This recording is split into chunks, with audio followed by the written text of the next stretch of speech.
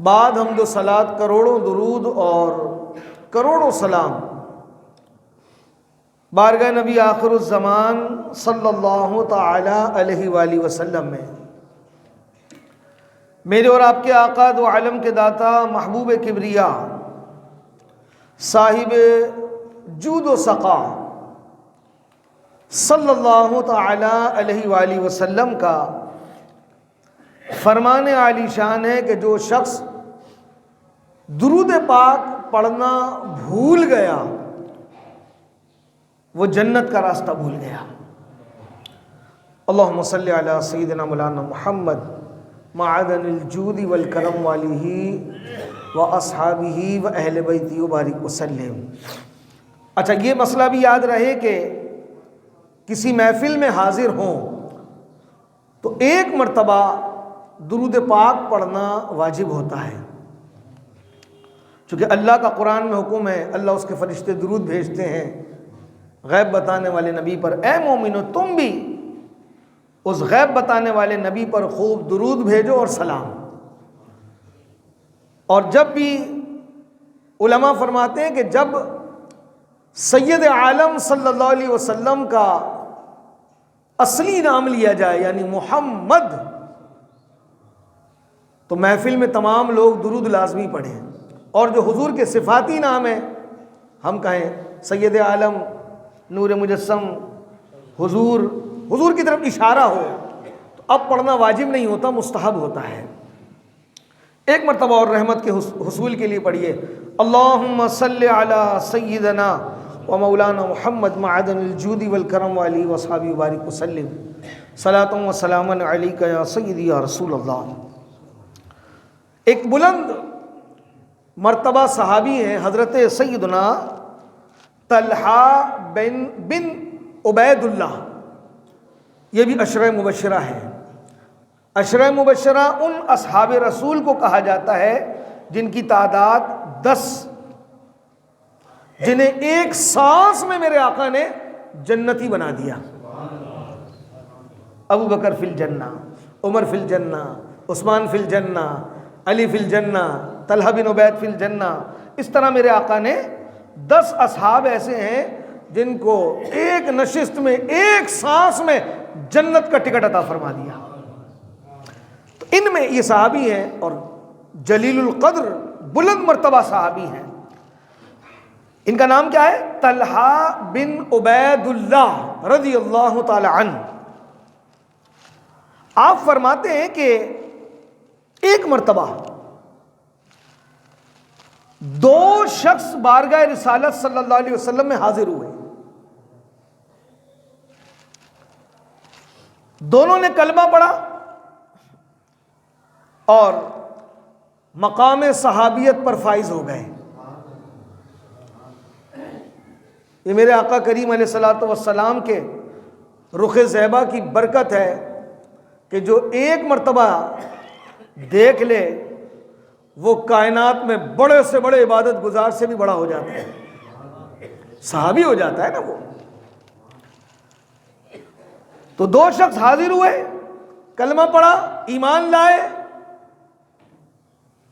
مقام صحابیت پر فائز ہو گئے۔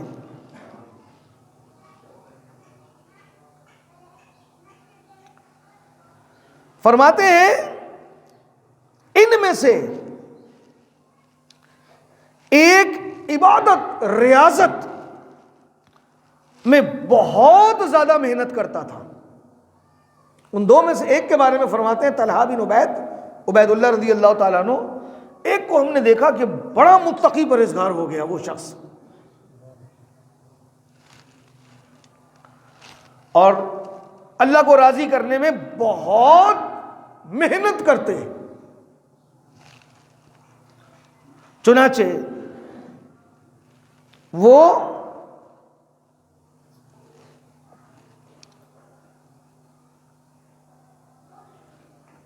زیادہ عبادت گزار تھے، یہ جو زیادہ عبادت گزار تھے، ایک مرتبہ ایک غزوہ میں، غزوہ کہتے ہیں وہ جنگ جس میں اللہ کے رسول شامل ہوں،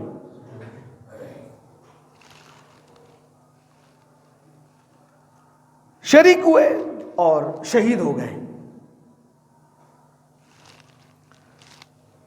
اور طلحہ بن عبید اللہ کی نظر دیکھیں آپ. کہتے ہیں کہ 1 سال کے بعد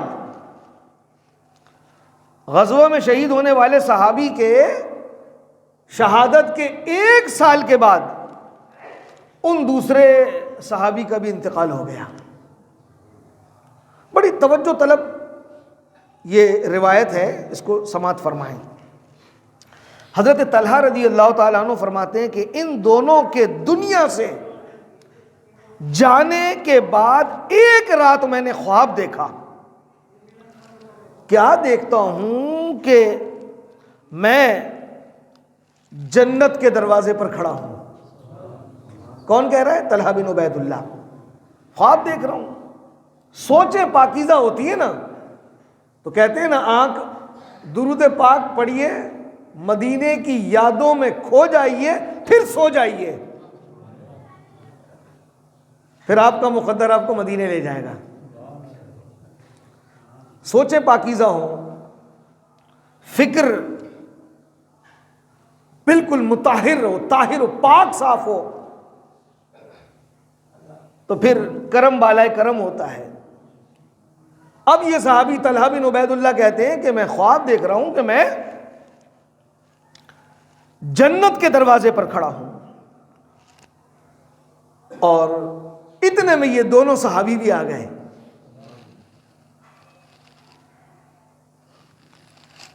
وہ دونوں بھی موجود. اتنے میں جنت کے اندر سے کوئی باہر آیا، اور وہ صحابی جن کا انتقال، 2 کے بارے میں تذکرہ کر رہے ہیں نا، دونوں ساتھ ایمان لائے، ایک جنگ میں شہید ہو گئے، اور ان کی شہادت کے 1 سال کے بعد دوسرے صحابی کا بھی انتقال ہو گیا. بعد میں انتقال ہونے والے صحابی کے بارے میں کہتے ہیں کہ میں نے کیا دیکھا کہ جنت سے ایک شخص باہر آیا اور ہاتھ پکڑا اور انہیں جنت میں لے گیا. جنت میں چلے گئے. تھوڑی دیر کے بعد وہ پھر باہر آیا، اور وہ صحابی جو ایمان لانے کے 1 سال پہلے ہی شہید ہو گئے تھے، اب کی بار انہیں لے کر جنت میں داخل ہو گیا. دونوں جنتی. یہی ہمارا ایمان و عقیدہ، ہر صحابی نبی جنتی.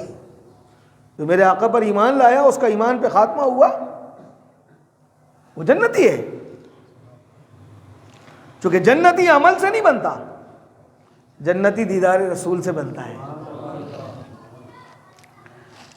اب یہ حضرت طلحہ بن عبید اللہ خواب دیکھ رہے ہیں کہ میں جنت کے دروازے پہ کھڑا ہوں. وہ 2 صحابی بھی آ گئے، ان میں سے ایک کو پہلے جنت میں لے گئے، جو شہید ہوئے انہیں بعد میں لے کر گئے. صبح ہوئی تو حضرت طلحہ رضی اللہ تعالیٰ عنہ نے اپنا خواب صحابہ کرام علیہم الرضوان کو سنایا. سب حیران تھے. اب حیران ہونے کی وجہ دیکھیں آپ کیا ہے، یہ توجہ طلب ہے اور آج کا عنوان ہے. جب یہ بات سرکار عالی وقار دو عالم کے تاجدار محبوب پروردگار صلی اللہ تعالی علیہ وآلہ وسلم تک پہنچی تو آپ علیہ السلام نے فرمایا، اے میرے صحابہ، تمہیں حیرانی کیوں ہے؟ حیرانی کس بات کی ہے؟ عرض کی یا رسول اللہ صلی اللہ علیہ وسلم، ایک صحابی زیادہ عبادت گزار تھے اور انہیں شہادت کا مرتبہ بھی ملا. یہ بات وہی سمجھ سکے گا جو غور سے سن رہا ہے. 2 ہیں، ان میں سے ایک عبادت گزار بھی زیادہ اور شہادت کا مقام بھی پا لیا. اس کے باوجود جنت میں وہ بعد میں گئے. اس بات پہ حیرانی ہے. اور وہ دوسرے صحابی جن کا 1 سال کے بعد انتقال ہوا اور وہ پہلے جنت میں داخل ہو گئے، اس کا کیا سبب ہے؟ اسے کہتے ہیں باریک بینی، ایک بات کی تجسس. اور چونکہ سارے مسائل کا حل دربار رسول میں ہے، ساری گتھی سلجھتی ہی دربار رسول میں ہے. میرے امام کہتے ہیں نا، قسمت میں لاکھ پیج ہو 100 گج 1000 بل، یہ ساری گتھی ایک تیری سیدھی نظر کی ہے. میرے آقا کہنا اس میں حیرانی کی کیا بات ہے؟ کہ یا رسول اللہ، جو عبادت گزار بھی زیادہ اور مقام شہادت بھی پایا، بعد میں جنت میں جائے، اور جو اس کے انتقال کے 1 سال بعد ان کا انتقال ہوا وہ پہلے چلے گئے. ہمیں اس بات پر بڑی حیرانی پریشانی ہے.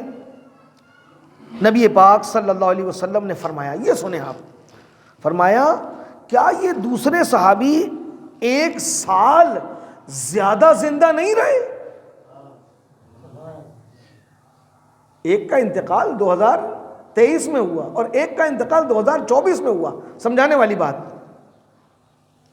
تو عمر کس کی زیادہ ہوئی؟ اگر سپوز 63 سال عمر ہے، ایک 62 سال میں گیا، ایک 63 سال میں، تو کہا جو بعد میں گیا اس کی عمر 1 سال زیادہ ہوئی نہیں ہوئی؟ 1 سال زیادہ زندہ رہے؟ عرض کی جی ہاں. آپ علیہ السلام نے فرمایا کیا اس نے شہید ہونے والے کی نسبت 1 سال رمضان کے روزے زیادہ نہیں رکھے؟ صحابہ نے عرض کیا جی ہاں.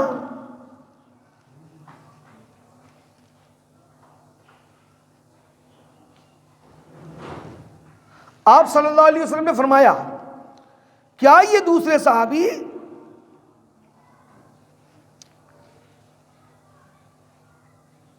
شہید ہونے والے کی نسبت بعد میں وفات پانے والے صحابی نے اتنے سجدے زیادہ نہیں کیے؟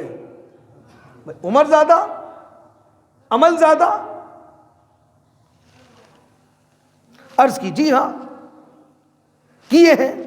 اس پر سید عالم علیہ السلام نے فرمایا بس اسی وجہ سے ان دونوں کے درمیان زمین آسمان کا فرق ہے.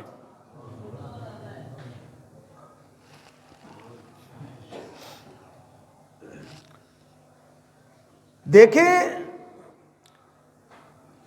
اگر آپ کی عمر زیادہ ہے، رب کا شکر ادا کریں، آپ کو نیکیوں کا موقع مل گیا. اس روایت میں 100% یہ سبق ہے کہ اگر زندگی ملی ہے نا تو کچھ کر لو. جو پہلے چلا گیا اس کے بعد جو رہ گیا وہ سوچے کہ مجھے اللہ نے موقع دے دیا ہے. ایک بزرگ کے بارے میں نے پڑھا کہ انہوں نے گھر میں نا، اپنے گھر کے صحن میں ایک گڑھا کھود کے رکھا تھا، قبر کی طرح. قبر تو وہ ہے جس میں بندہ دفن ہو گیا، قبر کی طرح کہہ لیں. اور اس میں لیٹ جاتے، آنکھیں بند کرتے، تصور کرتے کہ اب میرے گھر والوں نے مجھے دفنا دیا، اب سب چلے گئے دفنا کے، اب منکر نکیر کی آمد ہوئی اور سوالات قبر ہوئے، اور اچانک آنکھیں کھول کے منظر دیکھتے، کہا اللہ نے تجھے موقع دے دیا، اب نیکی کر. ہم جتنے بیٹھے نا، ہم غور کریں. کیا غور کریں؟ ہماری عمر کتنی ہے؟ 51 سال میری عمر، کوئی 60 سال کا ہوگا، 70-80 سال کا ہوگا، یا کسی نے زندگی کے 25 سال گزار دیے ہوں گے. نوجوان بھی بیٹھے. 25 سال جس کی عمر ہے اس نے کتنی دفعہ رمضان دیکھے؟ 25 مرتبہ. میری 51 سال عمر ہے تو میں نے میری زندگی میں 51 رمضان گزرے. کسی کے 60، کسی کے 70، کسی کے 80. کیا کوئی ایسا رمضان بھی آیا جس نے آسان لفظوں میں کہہ دیں ہمیں انسان کا بچہ بنا دیا؟ ہم نیک ہو گئے؟ بندہ غور کرے کہ میں نے اپنی عمر میں کتنے رمضان گزار دیے. کوئی ایک رمضان ایسا ہوتا جو میری قسمت کی کایا پلٹ دے گا.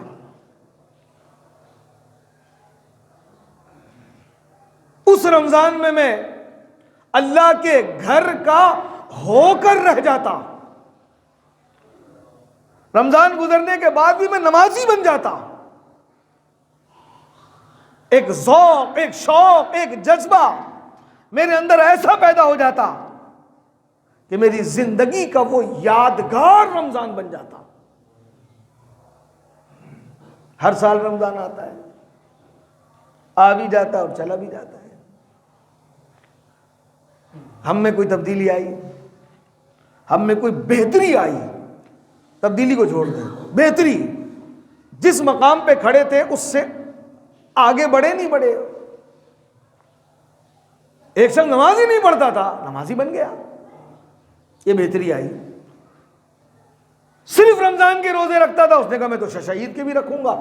اب مجھے تو چسکا لگ گیا ہے روزوں کا، اب تو ہر ماہ رکھوں گا، میں کوئی بڑی رات نہیں چھوڑوں گا. سمجھ لیں اس کا رمضان قبول ہو گیا. نمازیں پڑھتا تھا، نمازی تھا، 5 وقتہ نمازی تھا، لیکن اب اس کا ذہن بن گیا کہ یار رمضان میں تہجد پڑھتا تھا، کیوں نہ اس کی عادت ہمیشہ بنا لوں. بعض ایسے بھی ہیں جو اللہ رب العزت کی طرف سے ملنے والا اتنا بڑا انعام، رمضان انعام ہے یہ اللہ کی طرف سے. یہ اللہ رب العزت موقع دیتا ہے، بڑی راتیں موقع ملتا ہے کہ روزانہ اس کی رحمت برس رہی ہے. آج زیادہ برس رہی ہے، روز برس رہی ہے، لیکن رمضان میں ہر گھڑی برس رہی ہے، ہر ساعت اس کی مغفرتیں بٹ رہی ہیں. ایسا کوئی زندگی کا یادگار رمضان ہو جو ہمیں نیک بنا دے، ہم اللہ ہی کے ہو کے رہ جائیں. چونکہ رمضان دیتا ہی تقوی پرہیزگاری ہے، انسان کو متقی پرہیزگار بنانے کے لیے آتا ہے. ایسا رمضان ہماری زندگی میں یادگار آ جائے. چلیں آج آنکھ کھل گئی، کہتے ہیں نا جب آنکھ کھلی ہوا سویرا، ہم یہ تہیہ کریں، نیت کریں، اپنا ایک شیڈول بنائیں. رمضان کا استقبال بھی سنت ہے. میرے آقا علیہ الصلوۃ والسلام تو رجب سے ہی رمضان کا استقبال شروع کرتے اور تمنا کرتے، اللہم بلغنا رمضان. اے اللہ مجھے اس وقت تک موت نہ دے جب تک میں رمضان نہ دیکھ لوں. یہ استقبال رمضان ہے. ابن بطوطہ نے نا تاریخ دان تھا یہ، سن 727 ہجری کے بارے میں لکھا کہ میں ایک ایسی جگہ پر گیا مصر میں کہ جہاں کے ایک گورنر تھا، تو 29 شعبان کو لوگ آ کر جمع ہو جاتے اور پھر وہ صاحب اقتدار کے ساتھ نکلتے، ایک بلند مقام پر جاتے اور وہاں پہ پھر سب مل کے اہل علم، علماء، فضلاء سب وہ جاتے، سب مل کے رمضان کا چاند دیکھتے اور مشعلیں شمع روشن کرتے ہوئے پھر اس صاحب اقتدار کے گھر آتے، یعنی جشن مناتے، استقبال کرتے، رمضان ہو گیا. تو یہ ایک آپ کو شیڈول بنانا ہوگا کہ اب رمضان آ رہا ہے اور میں نے کرنا کیا ہے. میں نے یہ کرنا ہے کہ 5 نمازیں تو پڑھنی ہے، ساتھ ساتھ جب میں سحری میں اٹھ جاتا ہوں تو تہجد بھی پڑھوں.